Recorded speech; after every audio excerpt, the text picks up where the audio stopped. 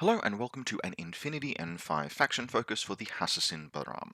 In this video, we'll be talking about who Hassassin Baram are, how they play, what are their strengths, weaknesses, and faction identity before, as always, jumping into Infinity Army to go through many of the profiles that showcase this faction identity. Now, the Hassassin Baram are a faction that I knew I wanted to do a faction focus on relatively early in N5, because they are a fascinating showcase in how a faction can inherit the majority of their strengths from N4, good foundational elements, fire team mixes, interesting capabilities, etc. But with the balance changes that accompanied N5, the changes to perhaps two profiles in the sectoral have also opened up an entirely new style of play that is actually very likely to define Hassassin Baram in N5. And that change, those just slight profile changes, is fascinating, as is the identity that Hassassin Baram has assumed in this edition. And so it's through that lens that we're going to be looking at them today. We're going to start by talking about the foundational inherited strengths of the faction, and then move on into how they've changed in this new edition. Now, in terms of inherited foundational strengths, the Hassassin Baram are just a very well-rounded faction. They have what you would call good professional army-style link teams. They can build an army that makes good use of 2 or 3 fire teams, easy access to duo bonuses, and then good capabilities splashed on top of that basic fire team bonus. They have access to good, not great, but good linked gunfighting, and they have access to a lot of useful linked capabilities, including linked hackers, therefore specialists, linked doctors, and particularly importantly in N5, linked smoke grenades and linked pitchers. Both of those are very, very valuable pieces, but without the special die from the duo bonuses can be a little bit unreliable. In Hassassin Baram, you have easy access to fire team bonuses for both your smoke and your pitchers, and plenty of pieces that ably capitalize on having access to those basic tools in a list. On top of that, Hassassin Baram retain all of the interesting and unique things they had in N4, which are things like useful irregular pieces, in fact some of the best irregular pieces in the game, in the form of Mutawiya and Dalami. I would observe that the relative power of those pieces has changed in N5. Dalami and Mutawiya have not been nerfed in any significant way, in fact they're primarily unchanged, but they are primarily unchanged. This is an edition where many other pieces have seen buffs and little additions and changes and tweaks. In particular, the top end of town, not so much tags, but tags a little bit, but heavy infantry in N4 have almost all been brought to a point where they're quite appealing. Gone are the days where, point for point, a very cheap miniature would just almost always be better than a very expensive miniature. It's just that you could only take so many troops in a list.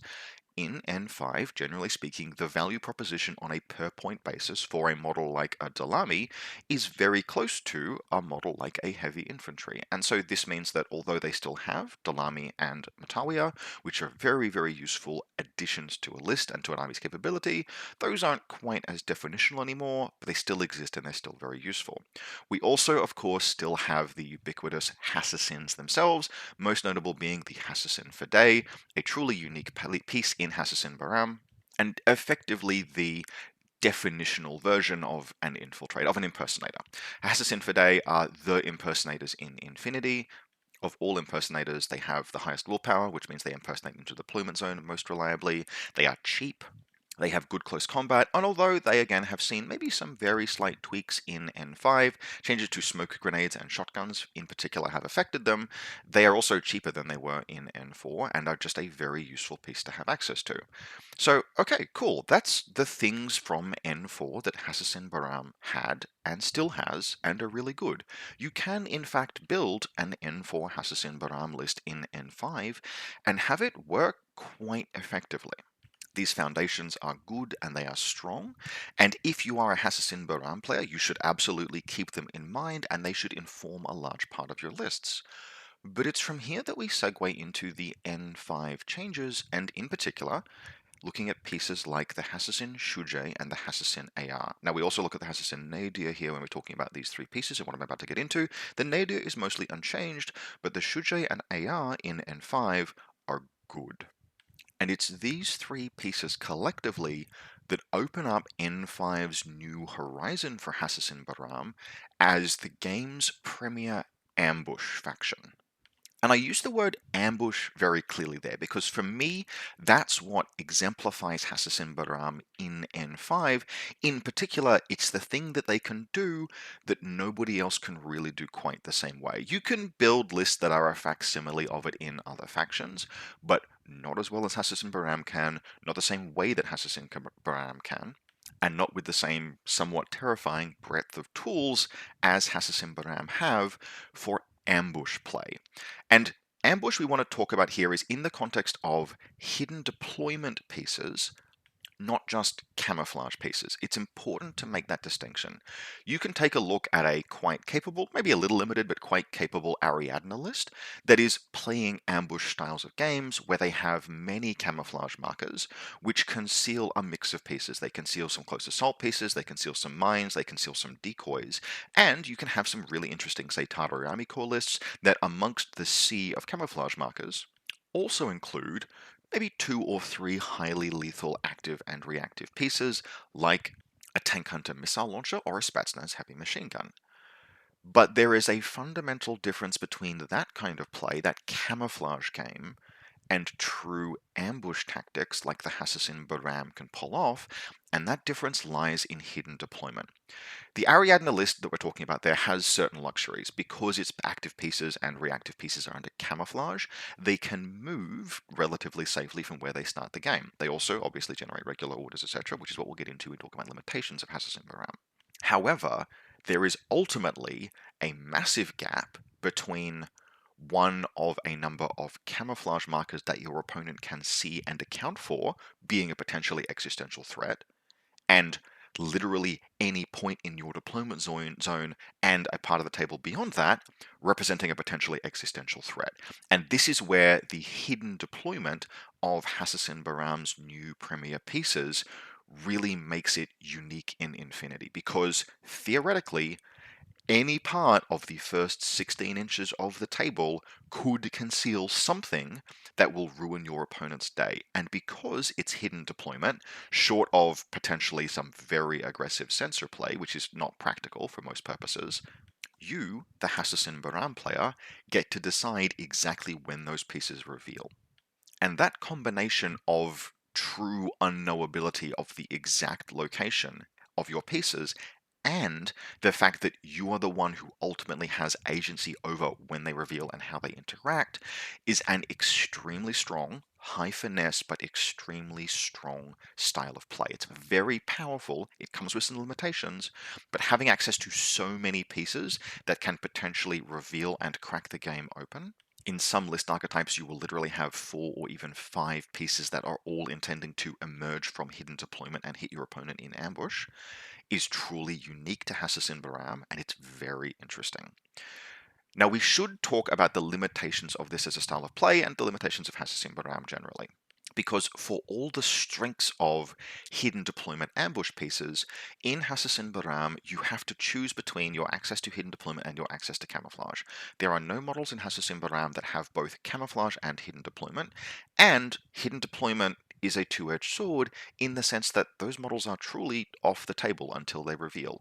They don't generate orders, they conceal themselves entirely, which means that in addition to the mild problem you can have with a sure feat of irregular orders if you're playing an N4 style Hassassin Baram list, you now also have to contemplate the fact that if it's not yet time for your hidden deployment models to reveal themselves, say on your first turn, you need to play without access to their regular orders for the first part of the game. Now, that is an eminently manageable problem, but it is genuinely a limitation, which is why ambush tactics from Hassassin Baram really do need a degree of mastery to pursue them fully. They're an interesting space to explore, and you'll find optimizations for how you might deploy and reveal pieces each game. It's also a tactic that requires a tremendous amount of foresight. Because none of these pieces have camouflage, when they reveal, they're revealed and can be interacted with fully by your opponent. You only have agency over the moment of revelation and the action that you take when you reveal. After that, it's back to a normal game of Infinity where both players have some choice over how a piece is interacted with. Because you don't have camouflage on your hidden deployment pieces, they can't reposition freely once they reveal. They have to be deployed in the right place in order to reveal at the right time. That means that deployment, and especially predictive deployment for the Hassassin Baram, if you're going first in particular, but even if you're going second, your pieces need to be placed with a very keen eye toward how your opponent is going to deploy and play over the course of the game. Because obviously, an ambush is useless if your opponent never moves into the ambush. If your opponent adopts some kind of play, or they adopt some tactic or movement, or they move in a way that doesn't allow you to spring your trap, or they don't deploy in a position where you can launch your ambush in active turn, the impact of your ambush pieces and your options around them become more limited. Not nothing. Particularly pieces like Hassassin AR, for example, can tolerate revealing, moving, taking some shots, but even with Hassassin AR, because you'll often be relying on triangulated fire in some cases, which is a long skill, you really do want to be able to reveal and shoot in the first order quite a lot of the time. On top of that, there are some reasonable mechanical limitations just baked into Hassassin Baram that are kind of unchanged from N4. For all of the fact that they have good flexible fire teams with many interesting and useful options, and just generally a good suite of tools for almost any style of play that you might want to adopt, Hassassin Baram don't have raw mechanical strength in any particular arena that allows you to match strength with strength against your opponent. You don't want to fight your opponent's best gunfighting piece in a gunfight. For example, Hassassin Baram gunfighting is good, but there's no truly high watermark firepower. You are generally going to either have to choose good damage or good modifiers / good accuracy. You won't necessarily find both on the same piece, and you certainly won't find durability and good modifiers and good damage, etc., all on the same piece. Similarly, while their hacking is quite efficient and quite cheap, it's not true high watermark hacking. There are also certain tools that Hassassin Baram just don't have access to. They have a little bit of Eclipse Smoke with the addition of Disco Balls, which is a very welcome addition, but they don't, for example, really have any practical access to MSV2 shooting. They do have Yara Haddad, but she has an AP marksman rifle, and she has an AP marksman rifle. This is not the same kind of thing as, for example, an Epsilon or an Intruder. And so smoke shooting, which is a very, very useful tool I have been finding in N5 with the much more limited access to Sixth Sense as a skill in the game, is just something that you don't really have that much access to in Hassassin Baram. And so all of this collectively means that Hassassin Baram are very capable of building a list with a bunch of very interesting skills, but, as is so often the case in Infinity, you're going to win your games not by overpowering your opponent's strengths with your own, not by symmetric engagements in which you are favored, but by asymmetric engagements where you match your strengths against your opponent's weaknesses. If you're better at them than hacking, you win the hacking game. If you're not better at them than hacking, then you use, for example, your assassination and ambush tools to mitigate that strength. Take your gunfights where they are favorable, not where they're not, and use visibility control from linked smoke or disco balls to circumvent gunfights where they wouldn't be in your favor. These are the kind of things you need to play as Hassassin Baram, and they're not unique in that respect. Many Infinity factions work this way, but this is a Hack Islam faction, and you need to be really aware of those options and play to your strengths, not your weaknesses when you're playing them. I'd also note as a minor thing that we're going to be talking about a lot of interesting and often expensive pieces over the course of this video, and we are playing a faction here that has access to quite a lot of premium and exciting pieces that are starting to get just expensive enough to be a little bit of a weight on a list. It is absolutely manageable in list construction, not least because we still have all of those wonderful irregulars, for example, that we have access to, and some quite efficient pieces in terms of our line infantry, and like Hassassin Buried Hackers, etc. But 40 point infantry or thereabouts, like 38, 40 plus point infantry, which are very present in this faction, really need to pull their weight in N5. This is an edition in which baseline heavy infantry can cost about 20 points and be very good at that points cost, which means that when something starts clocking in at almost double that, it really needs to pull its weight. This puts a performance onus on certain pieces that we might be including in a list. And while we don't need to take those pieces en masse, in fact, we probably won't be able to, it's just worth being aware that many of the cool showcase pieces that we might be taking really do need to pull their own weight. You can't just splash a Hassassin AR, for example, into a list without really knowing how to make it perform, because it's almost 40 points or is 40 points in some cases. With all that said, however, the strengths, and in particular the unique strengths of Hassassin Baram, both those that were inherited from N4 and those that have emerged in N5, are often truly unique and very interesting, and that makes it one of the factions that presents multiple genuinely interesting and different styles of play, which makes it difficult to predict, for example, in a competitive environment, and offers a lot of space for exploration. While there are some factions that I recommend as part of an overall faction mix, for example, if you play Faction Y as part of broadly playing Pan-Oceania, for example, they're a really good addition to the collection. Hassassin Baram are a faction that you can focus on by themselves, digging into the unique and explorable elements really for some time, and that is super cool and interesting. Now from here, as usual, we're going to jump into Infinity Army and go through profiles in the factions. And again, as usual, we're going to start with the linkable stuff. But it's important to remember when I talk about all of these links, etc., that these are the inherited and foundational strengths, and you really should be using stuff like this in much of your army. But when you're building a Hassassin Baram list, you'll be wanting to think about what your mix of those strengths in the faction is.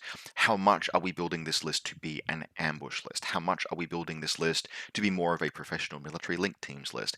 How much are we using things like Hassassin for days and irregulars and camouflage markers? What is our offensive to defensive mix? You have a lot of choice in Hassassin Baram, but much of the time, if you're taking a link of various different types, one of your basic building blocks is going to be Ghulam infantry.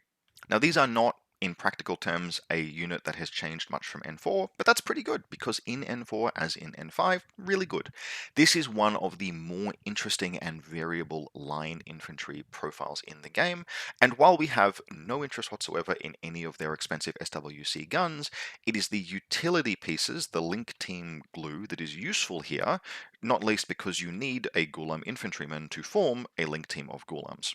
Now, you only need one because there are plenty of occasions where you will actually be able to get your link team bonuses, your duo bonus, from taking other pieces. For example, if you want to run heavy on Asawira, you can put 2 Asawira in a link team with 1 Ghulam infantry. That is a Ghulam infantry link team that is having its special die provided by the fact that it has 2 Asawira in it.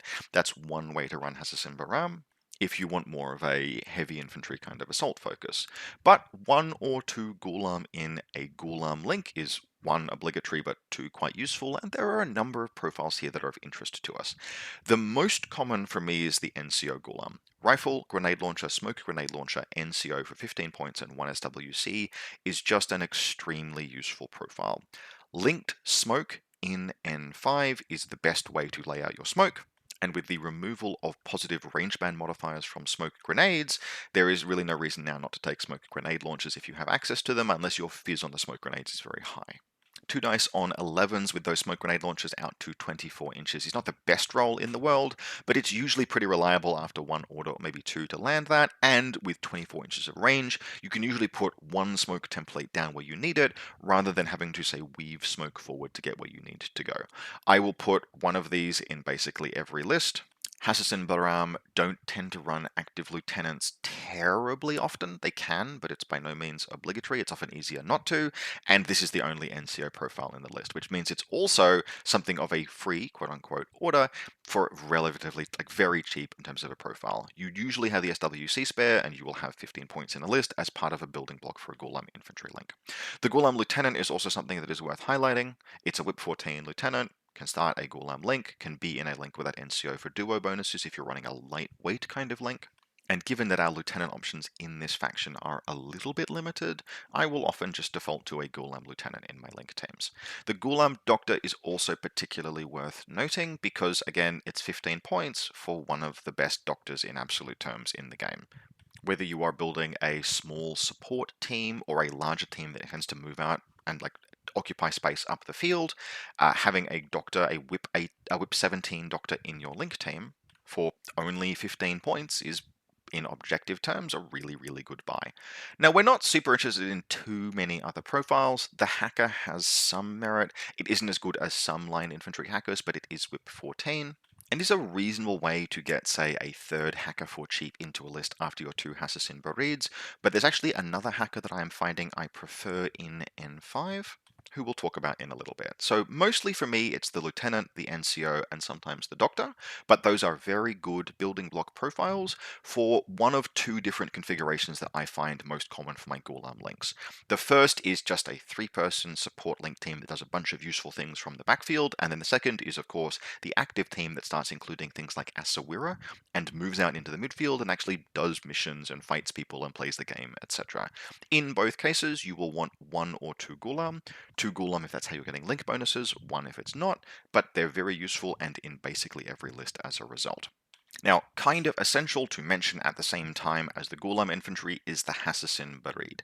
These are a source of your linked pictures, and they can only join a Ghulam infantry link, so if you're taking Hassassin Barids, you're taking Ghulams. And because of how efficient Hassassin Barid are, generally that means that if you're taking Ghulams, you're taking Hassassin Barid. Just about any Ghulam infantry link that I build will usually include a Hassassin Barid, and basically every list I build will include usually 1 buried hacker, 1 buried killer hacker. They are very, very efficiently costed for what they do. Willpower 14, BTS 3 is not the be-all and end-all, but it's pretty good, and the price tag for these things is incredibly cheap, particularly considering they are also linkable ballistic skill 12 pitches. They are doing almost nothing else with those points, but they are truly efficient as a result, and 30 points for that combined hacking package is exceptional. The killer hacker, as in N4, needs particular merit because Trinity -3 is one of the most powerful Trinity programs in the game. That is one of the best upgrades you could possibly have on Trinity, and it means that in a single package, that killer hacker Barid is capable of landing a picture next to an enemy hacker, stacking a massive negative modifier on them, winning face-to-face rolls, and eliminating them. You can't necessarily take down real alpha hackers with a Hassassin Barid, although you can with a little bit of luck. But any faction in the game that is trying to do just useful baseline hacking can be preyed on aggressively by linked Hassassin Barid killer hackers. Because they're so cheap, their loss isn't the end of the world, even if you only use them as good old-fashioned order generators. 14 points for a regular order, 16 points for a hacker. Like, these are just really, really good value, and you should put these in your lists.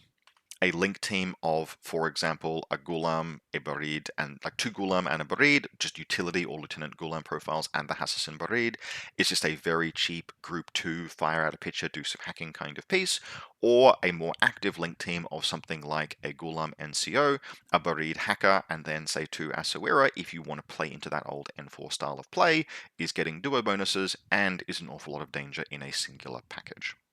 Very, very useful, and in that respect unchanged from N4. You should put Barids in your lists.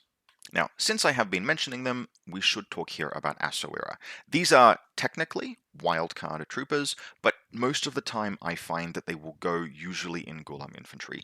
You can put Asawira in with a Baram link team, that's Govards, Moyibs, Lasiks, etc., and you can theoretically even build a link team that spends potentially 13 or even 14 orders in a turn launching an attack on the enemy, but that is 1, a skew list, and 2, not the best example of its type in the game, and 3, not really what I would recommend for Hassassin Baram. It is worth considering as an option. If you want to run Hassassin Baram as Invincible Army N4 style light, you can do so.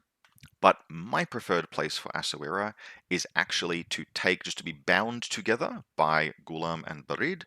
2 Asawira, 1 Barid, and 1 Ghulam gives you a very good 4-person do everything fire team that is not aggressively expensive, but can have some visibility control, place down some pitches, do some hacking, press some buttons, and then, when the time is right, launch a truly ferocious assault on your opponent, because Asawira are still some of the most aggressively statted, well-apportioned heavy infantry in the game.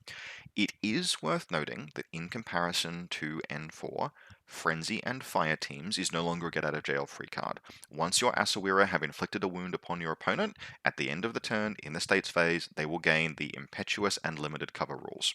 Now, limited cover is less punishing than no cover, but you do not want to be gunfighting with a limited cover piece if you can avoid it. It's just too much of a negative malice to not inflict the -3 on your opponent from partial cover.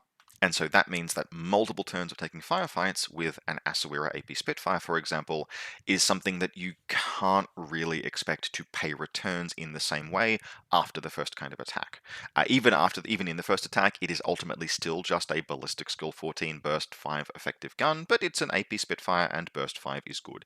It will win those firefights that it needs to much of the time. But your plan with a link like that is not to be using the AP Spitfire over and over and over. Instead, I'd actually like to direct you to the boarding shotgun profiles here on the Asawira, because this is something that has changed in N5 and which I find myself really liking. Now, boarding shotguns, all shotguns in point of fact, have lost access to templates in N5. However, consider that a model that comes around the corner is ballistic skill 14 in a +6 range band, rolling effectively 4 dice with their armor-piercing damage 6 weapon, does not really need a template in order to absolutely ruin your day. Even if by this point the Gulam and the Barid have been left behind somewhere in the midfield to have grand adventures by themselves, and you just have the two Asawira, in this case linked because they were previously part of a Gulam link that has left the Gulam behind, moving in on your opponent's deployment zone, you have in that package an AP Spitfire for longer range attacks, outstanding close combat. They only have martial arts 2, but thanks to Berserk +3, they are getting up to CC 29 in close combat, and by combining their attacks on someone, you can get 2 burst in any case. They have stealth and BTS 9 for those moments where the stealth against hacking doesn't work. And that shotgun will mess up anything it rounds a corner against. It's truly terrifying to be able to close assault with pieces like that, and I am on record as saying I actually don't know if there's a +1 burst boarding shotgun profile in the game that I actively dislike. Now, depending on your requirements, you could go with either the Doctor, boarding shotgun +1 burst, or probably more likely much of the time, since you can get your specialists in the link team from elsewhere, and Asawira sort of don't need doctors because they have regeneration, boarding shotgun +1 burst, nanopulsar, and disco baller for 32 points. There are only 2 sources of eclipse smoke and 0 sources of white noise in Hassassin Baram. The second source of eclipse is the disco baller on the Hassassin AR, and your AR profiles are usually heavily contested. And that means that the disco baller on the Asawira is actually highly valuable. If you need to bypass an enemy MSV ARO piece, then this is really one of the best ways in faction to do it, and it is the only way to do it with link team bonuses on the disco ball shots. And so, while ultimately the correct number of Asawira in a Hassassin Baram list genuinely ranges from usually 2 down to 0, depending on what your list is trying to do, they are by no means obligatory like they were in N4. They are still a very useful piece to have access to in a list, and their close assault potential with that boarding shotgun, plus their native close combat skills, plus their attributes, etc., makes them still a little bit expensive, but really one of the scariest pieces in the game to have actually closing in on your deployment zone off the back of that kind of link team that I mentioned, usually Gulam NCO, Barid of some description, and then 2 Asawiras. Very strong, fits its way into many of my Hassassin Baram lists, although like I mentioned, in N5, not all because our horizons are broadened in this edition. Now, while it is absolutely very possible to have both your singular core and singular Harry's profiles comfortably occupied by Gulam fire teams, we do have access to what are called Baram fire teams in Hassassin Baram, which treat Govads, Moyubs, and Lasigs all as the same part of the fire team. They are all considered Baram models for the fire team purposes. And that's where we get access to our very interesting duos, but also other Harry's and core options if you want. Generally, in my experience, you want to reach for Baram teams if you're running duos, but because they all count as Baram, you get some really interesting duo options here. Now, the Moyibs are sort of like the cheapest and easiest to contemplate, but I don't actually find myself putting them in too many lists. That's not really a slight on the Moyib, they are perfectly adequately statted, not too expensive, not cheap, but not too expensive, dogged, etc. And they have access to some tactical awareness skills, particularly the tactical awareness heavy rocket launcher for only 22 points. Is if you want access to tactical awareness and you have the SWC, you can put a Moyib in both a Gulam or a Baram link team, and it will do its job just fine. There's also some specialists here. If you want a doctor in a Baram link team, I believe it has to be a Hassassin Moyib. and there's a smoke grenade launcher profile as well. Potentially all of these can be of interest, but ultimately they are all also kind of expensive, and even the 21 and 22 point profiles start getting into the point where including a Moyib means excluding something that we might want more, things like Hassassin Shujay, for example.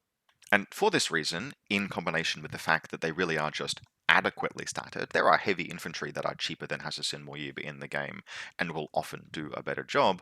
I don't reach for Moyibs terribly often, but in particular keeping mind of the heavy rocket launcher for some lists, if you're trying to play a list that makes lots of use of multiple orders, is something that you can bear in mind. More often, however, and this is something that I would not have expected to say in N4, it's Lasix and Govads and one other piece that form the majority of my Baram duos in Hassassin Baram.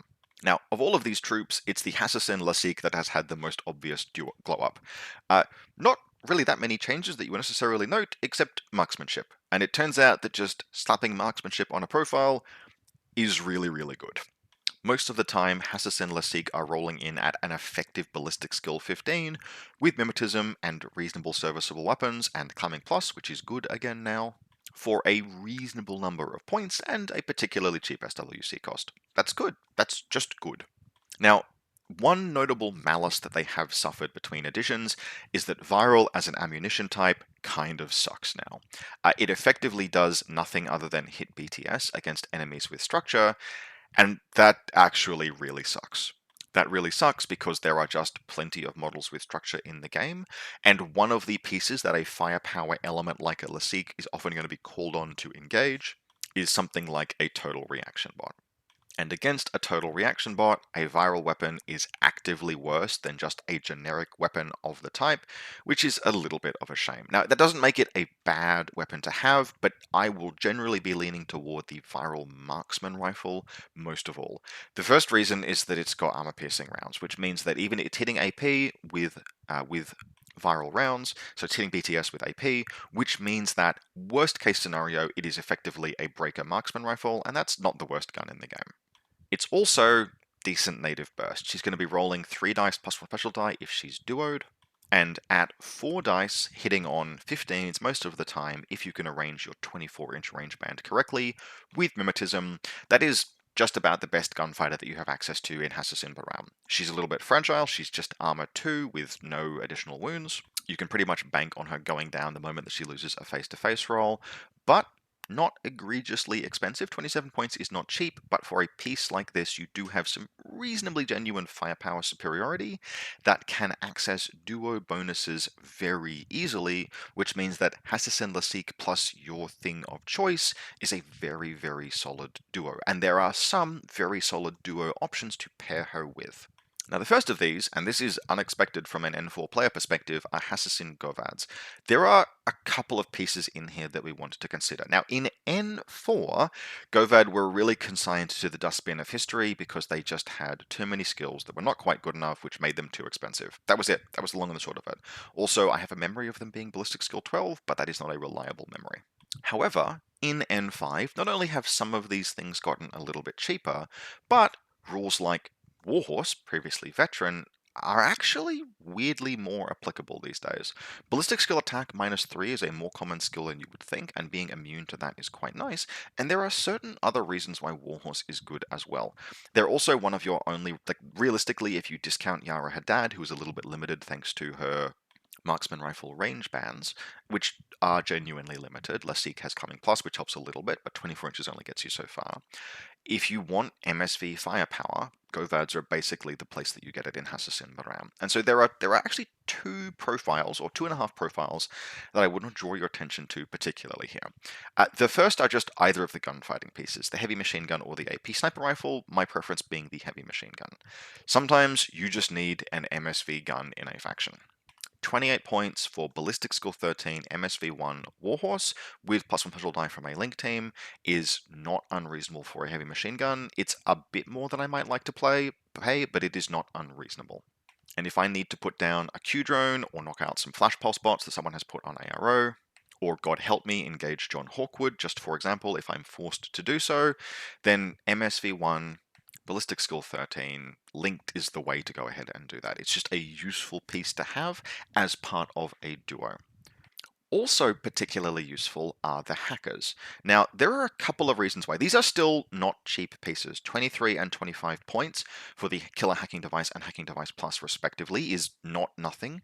And Multispectral Visor 1 on a boarding shotgun armed hacker is like, glad I'm paying for that. However, consider a couple of things.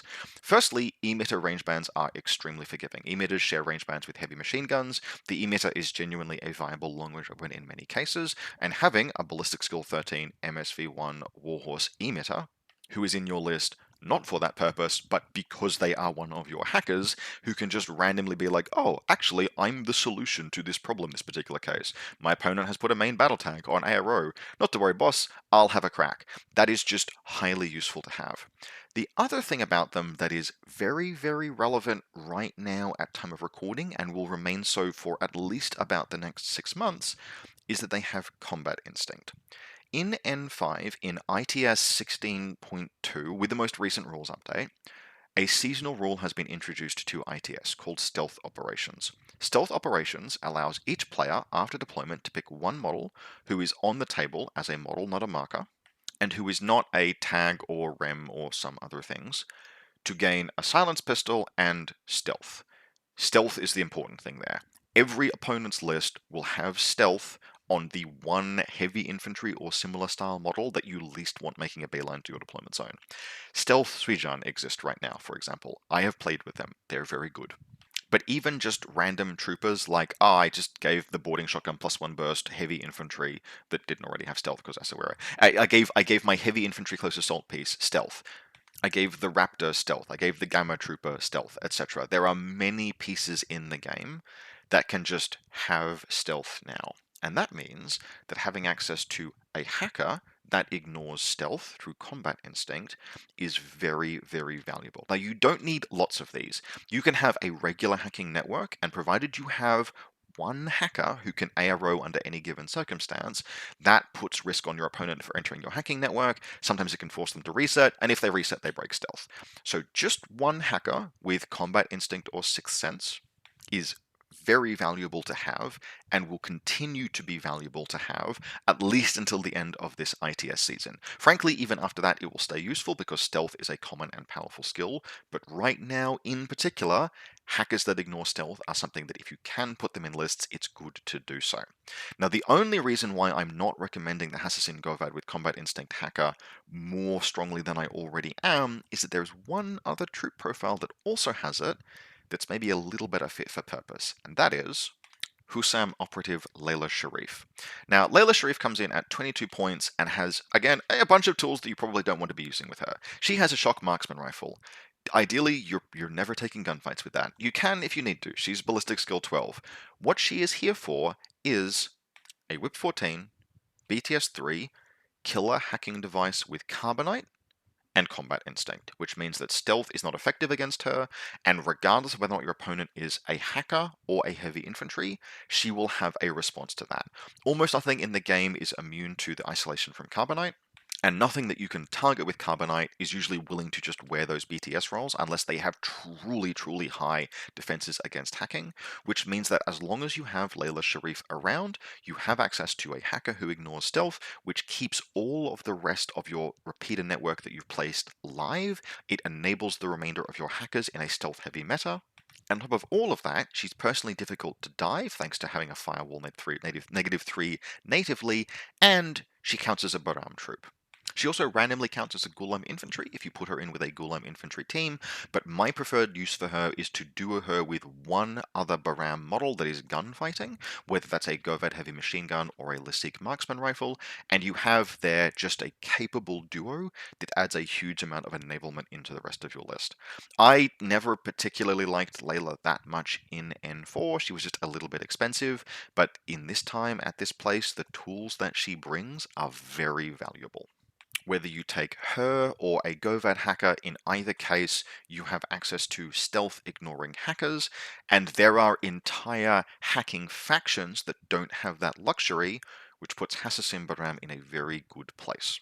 Now, while nominally that ends the fire team section of the video, before we move on into independent pieces, I want to just bridge that gap with a quick mention of Ghazi Matawiya. Ghazi Matawiya are Hassassin Baram's one of their signature irregular pieces alongside Dalami, and they're good. In fact, they're probably better than they were in N4. And the reason for that, people should not be surprised to hear this, is the baggage change. If you've got baggage, you can reload. That was always the case, but now you reload automatically. And that means that if you have Ghazi Matawiya just in kind of a satellite orbit around a baggage remote, you can freely pop off those jammers in ARO, and as long as you don't fire off a jammer in ARO more than twice in a turn, you will reload. You will not run out because you will reload back to full at the end of the turn. And frankly, if you fire off 2 jammers in a turn in ARO, you're probably having a pretty good ARO turn. Now, that can require a little bit of finagling, because often the use case for Ghazi Matawiya is to use their own irregular orders, and sometimes they're impetuous as well, to just push them forward a little bit, to use those resources to stage them as kind of forward picket pieces where they can be useful. And that hasn't changed, but it means that if you have plans around reloading them, you need to just exercise a little bit of forethought in terms of where they're going to be positioned compared to where your baggage is. They're also cheaper than they were in N4, although that price discount does come at the cost of certain nerfs to their capability. The boarding shotguns are where all of the price discounts are, and the price discounts are because boarding shotguns no longer have templates in this edition. That hurts the Batawiya Jammer most, because it doesn't have a template at all, which means that even with its boarding shotgun, it's coming around a corner with just burst 2 ballistic skill 11 plus the range band and no access to cover, which can actually make it a little bit tricky for the Ghazi Matawiya to launch close assaults in the way that perhaps it used to be able to. You can still get a template from the Emirat version, which is really quite efficient at 7 points if you're not as interested in jammers, but jammers really are kind of the signature piece. Despite these changes, we still have quite cheap profiles here. They pad a list out very nicely.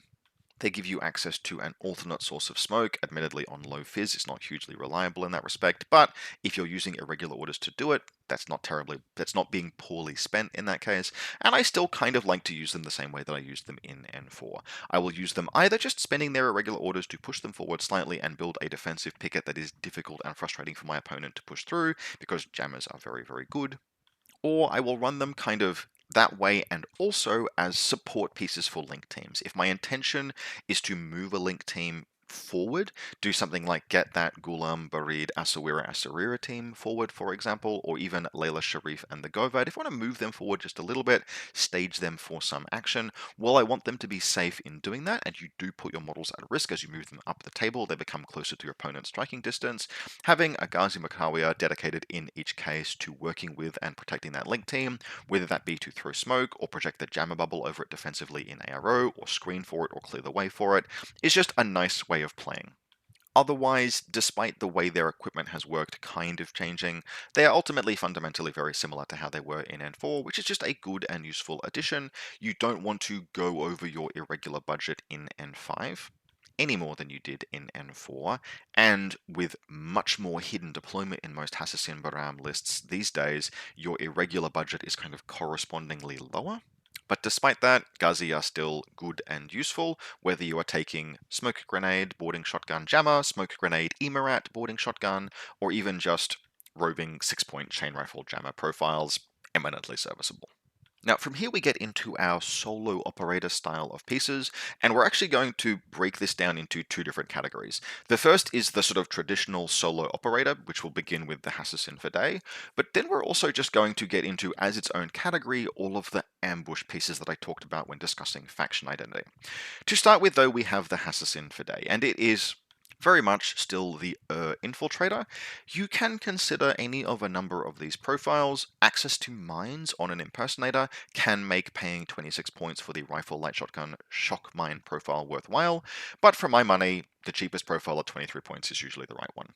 Now, impersonation is a little bit easier for your opponent to grapple with in this edition. It's easier to discover a powerful impersonation marker. There's only a -3 penalty associated with that, and biometric visors are weirdly common this edition. But despite that, the Hassassin for Day is still a Martial Arts 3, which is very good, CC23, which is very good, DACCW, which is very good.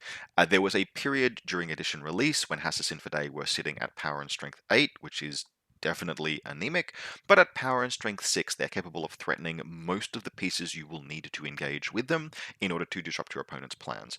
Whether you are going after lieutenants or hackers, or light infantry link team leaders, or just some other piece that is doing something significant and providing a powerful bonus to your opponent. Killing guided missile launchers if your opponent is playing guided missiles is still a very powerful play, for example. These decapitation plays are all still things that the Hassassin for Day excels at, and you should be using them for that much of the time. Don't be afraid to make those willpower 15 rolls, because this is just a 23-point model most of the time, and just try and land on whatever your opponent doesn't want you to land on, secure that kill, usually in close combat, and then go for gold. Now, one of the more advanced plays that you can make with Hassassin for Day, and something that I like to do, is consider how you can actually play them with support. And there are two considerations here, active and reactive. Active is most relevant if you are going first. Where can you deploy your link teams back in your main deployment zone where they can do things like they can provide smoke downrange to cover a Hassassin for Day's advance? That can be devastating because your opponent will often have a deployment to respond to the Hassassin for Day with, and if you can counter the response to your Hassassin for Day with your own pieces in your own deployment zone, you can open the for Day up to really go on a tear rather than being a one-shot missile. Whether that is long-range smoke that's going to support the Hassassin for Day, or actually just doing things like clearing off mines or impersonator, like other models that are trying to counter your impersonator, that can be very valuable. And if you are going second, then the Hassassin for Day can be an excellent piece of ambush bait.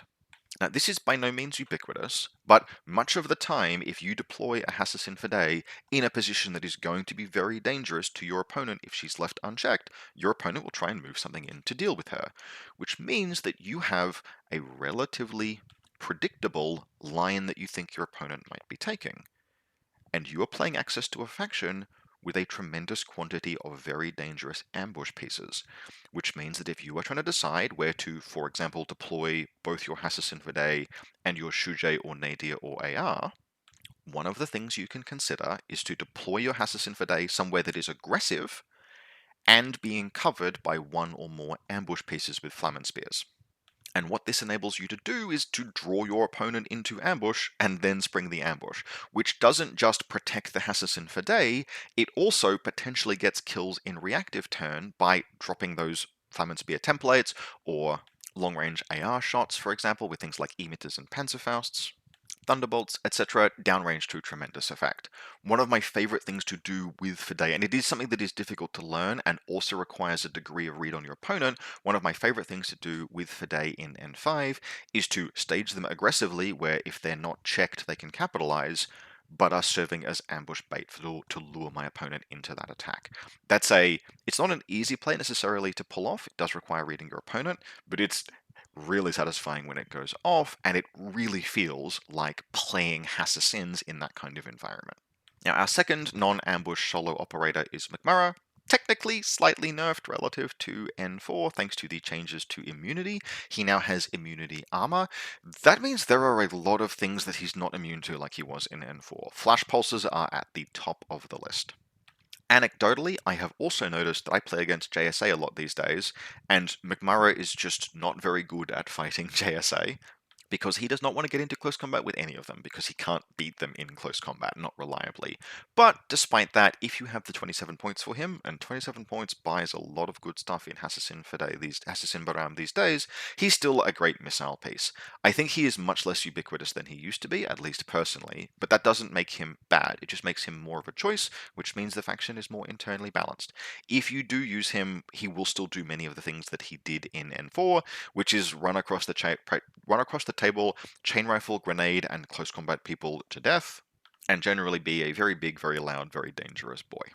Now, from here, we get into our ambush solo operator pieces, and that starts with the Hassassin Nadir, which is kind of the least of the three. I say that because the Nadir has the lowest ballistic skill, generally has kind of awkward weapon loadouts, is encumbered a little bit more by maybe an expectation that it's meant to be mixed between active and reactive, and is generally just kind of the weakest of the choices here. However, if you do take one, it is natively a forward observer. The 20-point submachine gun Flamen Spear profile is relatively attractive. Or you could pay just a few more points for a rifle, light shotgun, and Panzerfaust, and have a weapon that doesn't have an impact template, but does have a lot more actual ability to deal damage if it connects, and isn't shackling you with a submachine gun, which is kind of a crap gun in N5, and instead gives you access to a rifle and light shotgun. Overall, Hassassin and Nadir are not bad, but you will get much higher returns if you can find more points and buy one of our more premium ambush predators. Still, 20 points for one of the disposable weapon ARO Nadir pieces is basically your cheapest possible buy-in for an existential threat that can fire up and into your opponent as they're moving and didn't expect. And that gives them just a baseline level of value that is still useful, particularly since putting a nadir in a list can cause your opponent to jump at shadows, even if you haven't spent that many points on those shadows for them to jump at. Now, the next ambush piece up the totem pole, and much more impressive in terms of what it can accomplish, is the Hassassin Shujai.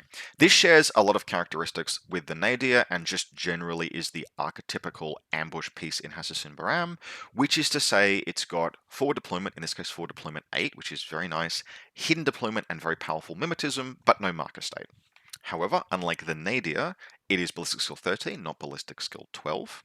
And also unlike the Nadir, without paying any SWC or even any particularly egregious points cost, it has the extremely powerful Mine Layer 2 special ability. Now there are two different profiles that you might choose to take here. One is a boarding shotgun with shock mines. The other, more common realistically, is submachine gun, Flamen Spear, and EM mines. And for 27 points in a single profile, there is an awful lot going on with this model. So the first thing is, by itself, it lays down two electromagnetic mines, and EM mines, although they don't work against everything, they do generally work against all of the most dangerous things that might be barreling toward your deployment zone early in the game. A pretty good rule of thumb is that if the shock mine was the better piece against it than the EM mine, it was probably less dangerous in the first place. There is nothing wrong at all with Mine Layer 2 and shock mines, that's excellent, but for the same price tag, we have access to EM mines, and that's really excellent. It also means that on this profile we have access to a Flamen Spear, which means that the Shujai can play as an ambush piece. A Flamen Spear is just a rocket, effectively. It's a template weapon with continuous damage. But because it's a template weapon, it means it can hit multiple pieces, which means that link teams or other elements that might be moving around risk having other friendlies in the splash zone when the Flamen Spear lands, and that can be catastrophic when it happens. If all of that weren't enough, because it is a forward deploying hidden deployment specialist, the Shujai can also play a big part in scenario games. Many a scenario over Infinity's varied and storied history has been won on the last turn by a hidden deployment model emerging, moving 4 inches, pressing a button, and winning the game. The Shujai can do that in any scenario that doesn't have an exclusion zone and does have objectives on the halfway line, because forward deployment 8 is enough to put you in striking distance in a single order of pressing a button. Now the Shujai is not going to have specialist bonuses, it's just a specialist operative, but it's whip 14. And if you find you can bear having a 27-point piece regular off the table for an entire game, that chance to just win the game on the last turn can be really, really significant. That kind of patient play of waiting and defending and waiting and defending and dropping your ambushes, like springing your traps, bleeding out your opponent, and then pressing the buttons you need to win the game on the last turn, is actually much more of an old wisdom. It's more of an N3 play than it is an N4 play. In fact, it's an N2 play even before that. And while it is obviously not applicable to every scenario, you wouldn't want to do it in supplies, for example, because all of the midfield objectives will be gone by that point. There are still plenty of the missions in the game where it can absolutely be a very powerful strategy if your opponent doesn't have senses that they can move up onto the midfield to kind of deal with it. Every faction theoretically has the tools to deal with a Hassassin Shujai.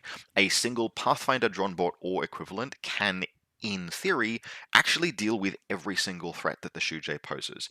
It can disable the mines if it can just get to them from behind total cover. It can root out and then potentially kill the Shujai, but not every list is taking those kind of pieces, and in their absence, the Shujai can be very, very strong. This was one of the glow-up pieces that Hassassin Baram saw changes to that have added this new horizon to the faction, and even if your list is just going light into the ambush tactics that Hassassin Baram are now going to be known for, one or two Hassassin Shujay is going to be a very significant addition to any list. Now, one of the only things to be aware of when you're placing Hassassin Shujay, just a little bit of care to exercise, particularly if you only have, say, one or two of them in a list and not much else that might present camouflage markers in the midfield, is that you can lightly and unintentionally telegraph their position a little bit if you put their mines too far apart. Two mines being placed by a hidden deployment model can sometimes let your opponent just triangulate the possible positions of your Shujay, which starts to limit the surprise that the ambush presents. It's not an always problem, it's just something to be lightly aware of. If you have a game or two with Assassins and you're like, how did you know where my Shujay was? And your opponent just says, well, there's a mine there and a mine there, and they were both obviously EM mines, and there's really only a couple of places that a single model could have laid both of them, you may want to consider doing one of two things. Firstly, shake up how you're deploying the Shujays, a bit more care in that respect, or add some other pieces into the list that can present some further camouflage markers, just to add a bit of confusion so that it is not as easy for your opponent to tell where the Shujay are hiding. Now, the last of our ambush pieces, and the second, wow, that was a glow up piece that Hassassin Baram saw in N5, is of course the Hassassin AR. Unlike both the Nadir and the Shujay, these are intended to be active turn pieces, although they can also adopt a reactive turn ambush role. And also, unlike both the preceding pieces, they are heavy infantry. They have multiple wounds, they are faster at 6-2 movement, and their suite of skills is much more built around active turn ambush. Now, there are a whole variety of different profiles that you can potentially play with here, and I will admit I have not yet played with all of them, but my personal favorite is the AP rifle and emitter. Now, regardless of the profile that you pick, all of them will have hidden deployment, specialist operative, 6-2 movement, a slightly anemic ballistic skill of 13, but triangulated fire, which we'll get into in a moment, and then surprise attack -6. Now, surprise attack -6 can be triggered either by appearing from hidden deployment or through the hollow projector. Now, you will get the hollow projector when you reveal, but you will also be able to re-establish it for free at the end of each turn, provided you're not in enemy line of sight, which means that you can reuse surprise attack multiple turns, even potentially multiple times inside a single turn if you spend an entire order to reactivate hollow projector. More often, what you'll want to do with the AR is pop out of hiding, fire off a surprise attack triangulated fire with whichever weapon of yours is most dangerous, inflict that whopping -6 penalty on your opponent, connect, down them, and then re-establish hollow projector at the end of the turn. Perhaps retreating to hiding to re-establish the hollow projector so you can do it again in a subsequent turn. Around that, you absolutely can move AR up the field, you can be more active with them, you can engage inside their traditional ranges, but even when taking the deployment zone deploying AP rifle, triangulated fire really does set up options for them that didn't exist previously. Because triangulated fire is now just you fire on your base ballistic skill, i.e. there are no malices whatsoever, provided you have range with the gun and you have the long skill to perform the triangulated fire, the Hassassin AR can reach out from your deployment zone to your opponent's deployment zone with that AP rifle, or even theoretically with its viral pistols if it's in range band. They are limited to 24 inches. And so this means that you have your selection of a burst 4 AP rifle, a burst 3 emitter, or burst 4 viral pistol shots, all of which can be fired, always hitting on 13s provided you have range, thanks to triangulated fire. This gives you an emitter for bricking tags, an AP rifle for capitalizing on the fact that you've bricked tags or engaging anything else, a viral pistol for engaging anything that is subject to viral weapons.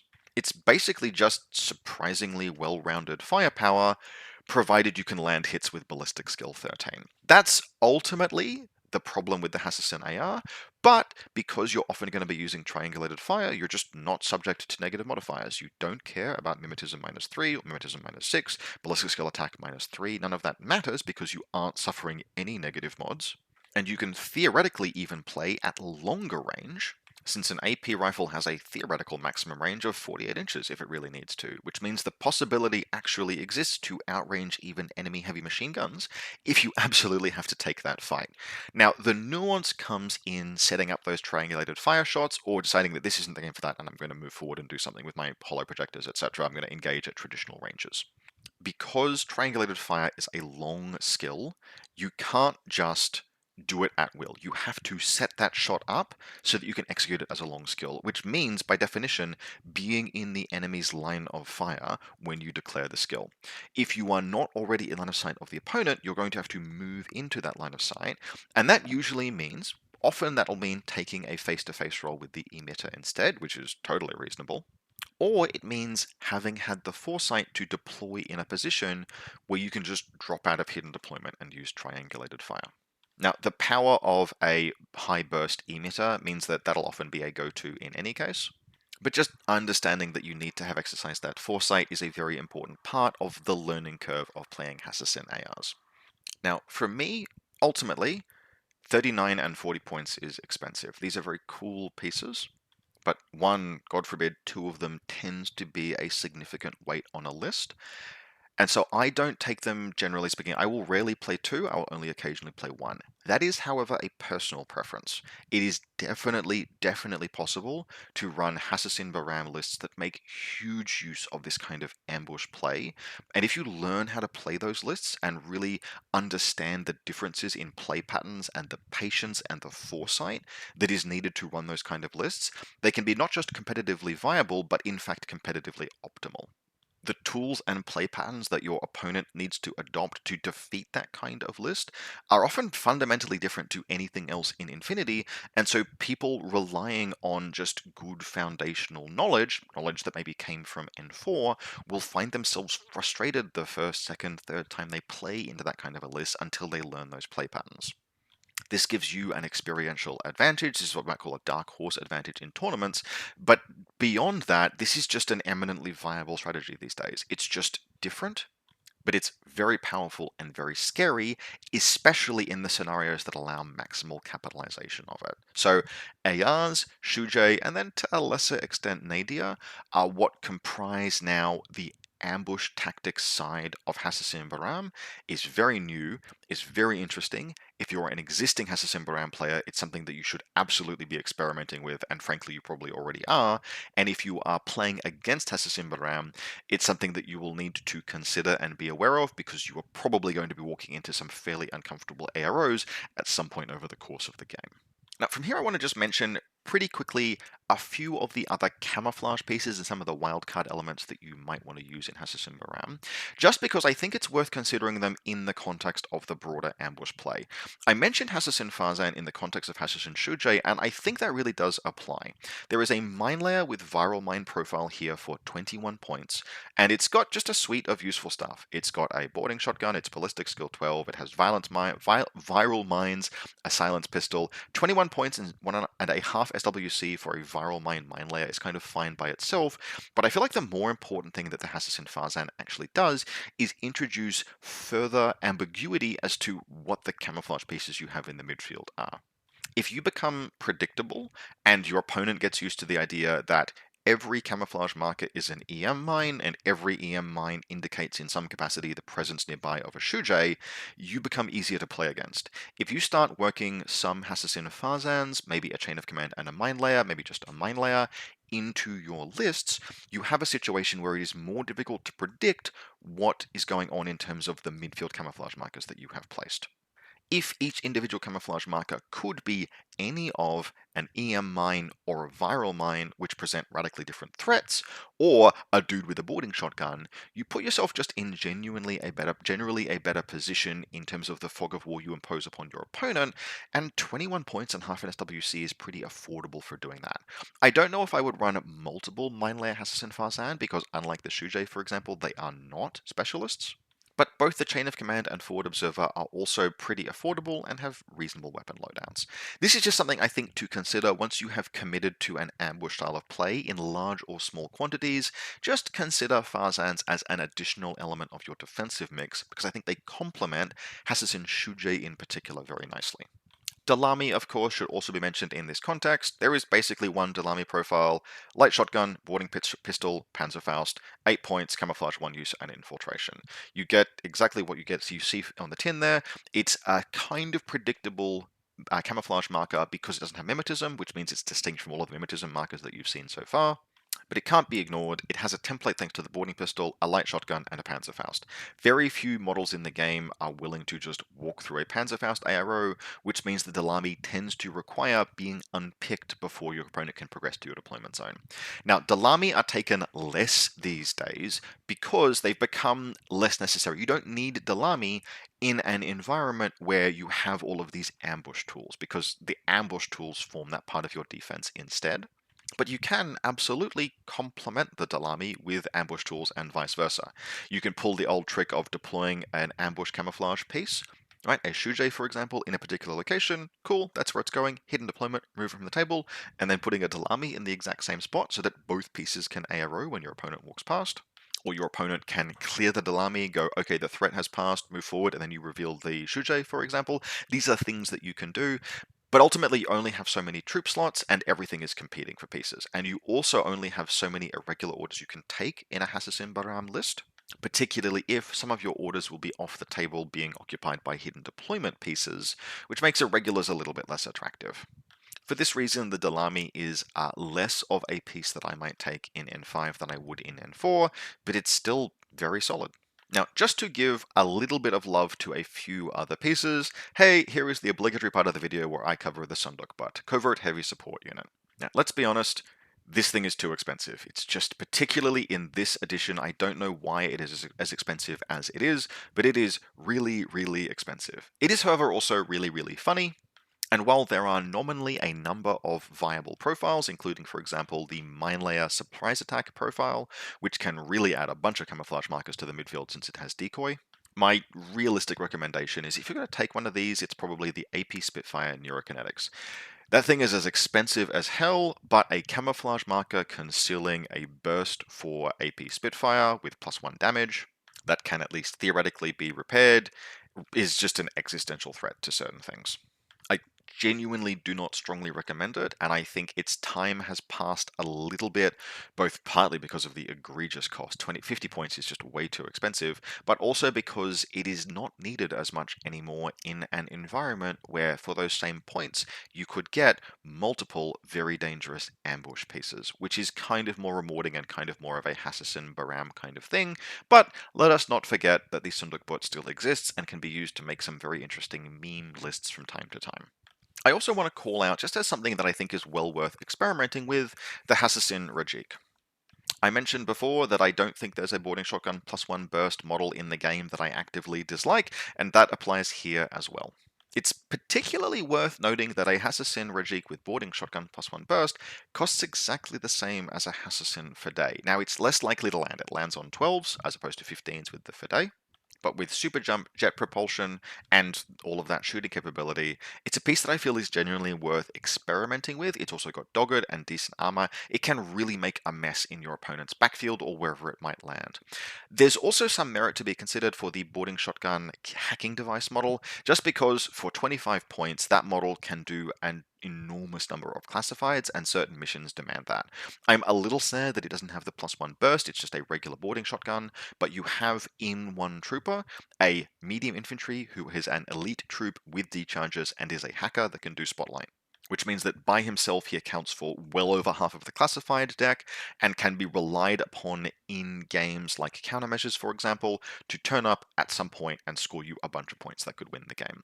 More of a sometimes food, but very much a piece to consider if you are building with certain specific missions in mind. And finally, just because people will get mad at me if I don't mention it, the Shakush. It's okay in N5. It's not great.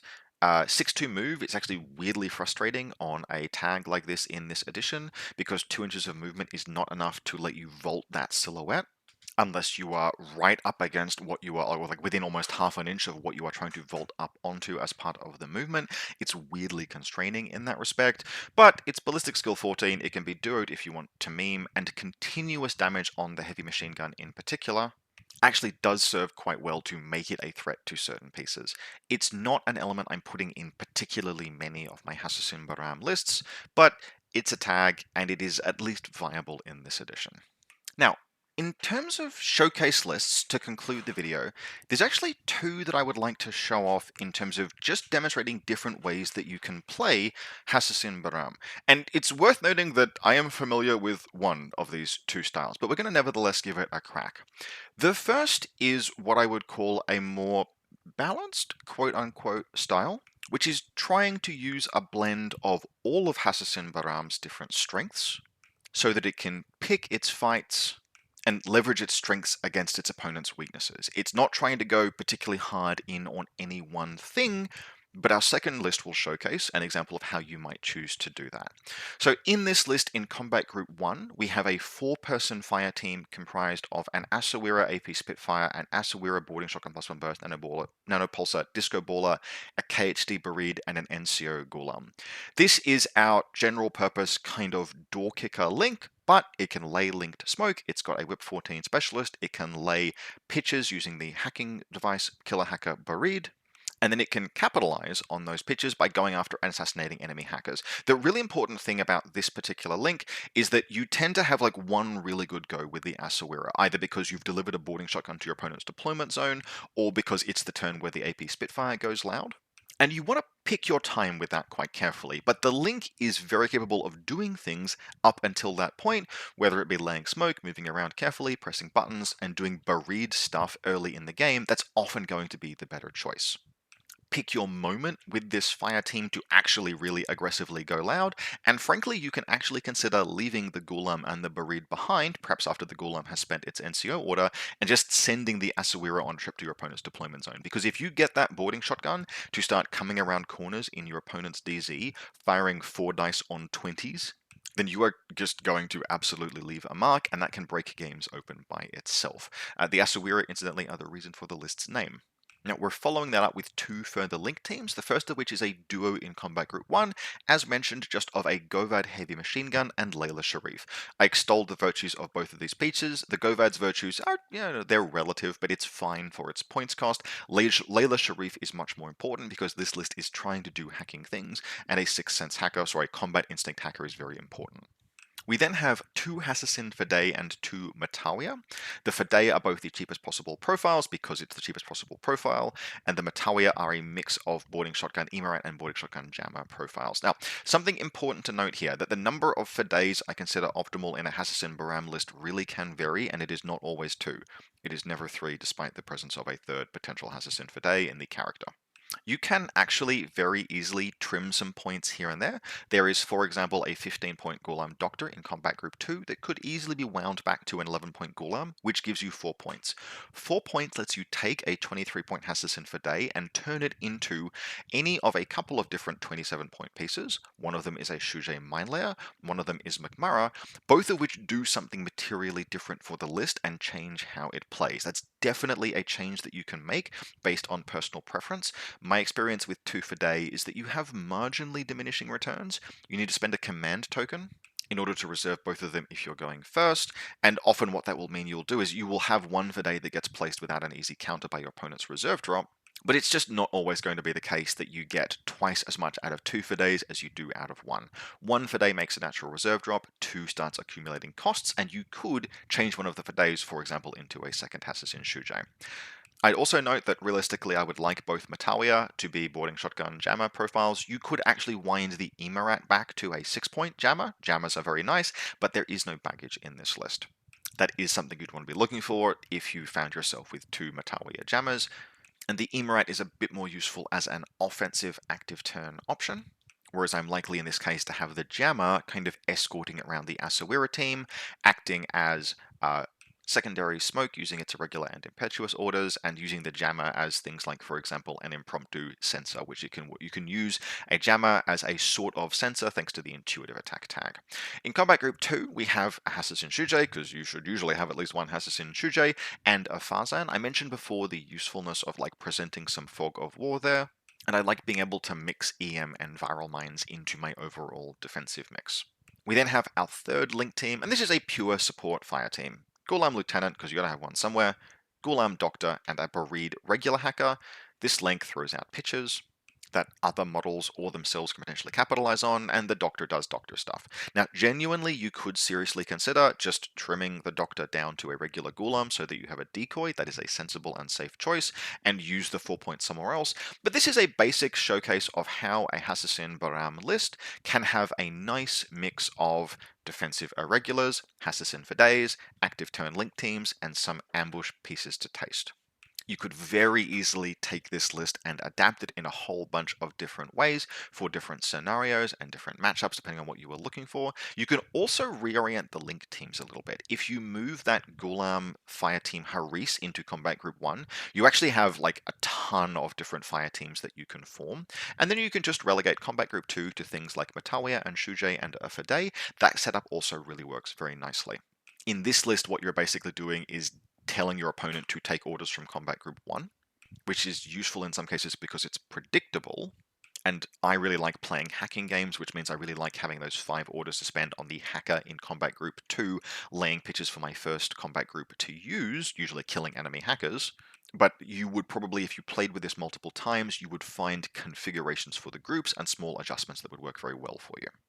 Our second list, and frankly I think I may have peaked with the list name here a little bit, is an example of how all in you can go on ambush tactics in Hassassin Baram. Now, this comes with the disclaimer that this is outside my expertise. There are other players who have played many more games of this style than I have, and frankly, if you wanted to know what a better version of this looks like, just go and find there is a player called Lobo who is pretty accessible inside both the IGL and main Infinity Discords. Go and ask them for their lists. They have an overwhelming amount more mastery of this kind of thing than I do. I am a faction butterfly that has played some Hassassin Baram. It is something that they have put a lot of attention to over the course of the edition, and frankly, they play more games than me in any case, and they're usually quite willing to give their opinions. If you just go and look for them in, say, the main Infinity Discord, strongly recommend doing so. They're a wonderful person. However, for the purposes of this video, I have attempted to create a Hassassin Baram list that does 2 things. Firstly, just so much ambush stuff, but secondly, this is a limited insertion list. For the players who are new to N5, who know what I'm saying who don't know what I'm saying when I say limited insertion, I mean it is a list that presents 10 visible orders to its opponent in the first order count, which means that you can't take orders from it. Now, most factions don't realistically make good use of this mechanic, but Hassassin Baram can. And so what we have split across 2 combat groups. The first is just, well, we got to get orders and stuff from somewhere. So we have a bunch of different link teams, just 2 3-person link teams. The first is Layla Sharif, a Gulam Lieutenant, and a Gulam NCO. Sorry, that was in the wrong order there, corrected now. Layla Sharif, a Bareed, and a Gulam NCO. The reason for that is that you will obviously need the Bareed for forming the link team, so the Gulam for forming the link team, but you want a Bareed for a pitcher. So Layla, a Bareed, and a Gulam. That counts as 2 Gulams for link team purposes because Layla counts as a Gulam. We then have a Gulam, and a Bareed killer hacker, same kind of deal. You can mix and match these however it is you think works best. My assumption was that Layla would be a little more likely to move into the midfield and technically has a gun, so I put the Gulam with NCO with her. But there would also be some merit, for example, to splitting your lieutenants apart. Either way, 2 3-person link teams, neither of which really wants to take a face-to-face role with anyone in active turn if it isn't with hacking, but you have some decent hacking here. You have Carbonite and a regular hacker and 2 killer hackers, which is a solid hacking mix, same as was in the previous list. We then have a singular Hassassin for day in this particular case, and a guided missile remote because I had the SWC and point spare. I am not a huge believer in guided missiles in N5, and frankly this list has only a single model that can even use Spotlight, but I had the points and the SWC. We then have 2 Hassassin ARs. Now this is again where my expertise is a little bit more frayed. I am not really sure what the best 2 AR to pick if you're going down this path are, so I've covered my bases by taking the Blizzard Skill +1 attack burst AP rifle emitter, which I'm pretty sure is good, and then the forward deployment just as a bit of a hedge. This is for a couple of reasons. Firstly, having access to Eclipse is very useful. Secondly, a Panzerfaust is a different kind of arrow to an emitter, and I like having access to that in some situations. And thirdly, it has got forward deployment, and some of the time you're going to need to move your specialist up into the midfield if the Shujay don't get that done. And so I just wanted that little bit extra, in this particular case, I wanted that little bit extra forward deployment just to position some of my ambush elements. I'm not, however, sure exactly what the best loadout for ARs is. Pretty comfortable in the AP rifle +1 burst. Not sure if the second one should be another one of those or something else. In Combat Group 2, we then have 2 Hassassin Shujay mine layers and a Nadir. As I mentioned, the Nadir kind of plays second fiddle to Shujay, but to get ourselves down below 11, or to get to 10 regular and irregular and tactical orders, we need to have 5 things hidden at the beginning of the game, and so the Nadir is the 5th. This could also very easily be a Hassassin Rajik, for example. And if you did go a Hassassin Rajik, actually a very easy change to make to the list otherwise would be to take the Shaitanaya guided missile remote and turn it into an Evo hacker. That does 2 things. Firstly, it gives you the ability to give assisted jump to the Rajik, but secondly, it gives you baggage for the Matawiya, because we also have here 2 Matawiya with boarding shotguns and jammers, and right now they can't reload. That's a little bit of a weakness to taking pieces like this. They would really like to be able to reload. So making a change, for example, like this, where we've dropped the guided missile remote, gotten in a Camille Evo hacker that gives us baggage for the Matawiya, and then also included a Rajik, had the points for the hacker, so took the hacker, gives us a different way of arriving at the same outcome, which is that you have only 10 total regular and irregular orders at the beginning of the game, and so can't have orders stripped from you, but do still have a full 15 troopers and a fairly terrifying ambush potential and the ability to go active with ARs and etc. and etc. Again, to emphasize, this is not my bailiwick nearly as much as the more well-rounded Hassassin Baram kind of list, but it does better represent what Hassassin Baram can do in N5, and if you're interested in getting into the faction, this is the kind of thing that you want to be looking at in terms of the extreme ends of the strengths that it offers along this axis. Now, that wraps up today's video. I hope very much that you've enjoyed it. As a reminder, if you'd like to support the channel, you can do so via the Buy Me a Coffee link in the video description below, or by becoming a channel member on YouTube. I aim for 4 videos a month, and while ultimately I will produce what I think it is that 1, I want to produce, and 2, I think the audience will benefit from, I do take requests when I'm looking for inspiration from channel supporters, both via YouTube memberships and via Buy Me a Coffee. So big thanks to everyone who supports the channel. Your support enables me to continue making videos like this, and I very much appreciate it. Now, just for visibility, we are in the middle of a big Conquest tournament season in Australia right now, so you may see some Conquest content coming up from me in weeks to come. In just 2 weeks' time, we have what is actually likely to have been the biggest Conquest tournament in Australia, happening not too far from where I live. But we will, as always, be endeavoring to hit 4 Infinity videos a month as we just round out and continue covering battle reports, faction focuses, and other Infinity content. I've got 1 video request that's been made about how to pick a faction, what is the elevator pitch for each faction for new players, that was very interesting and which I may try and make at some point soon. But in any case, regardless, I hope very much that you've enjoyed this, and I'll see you next time.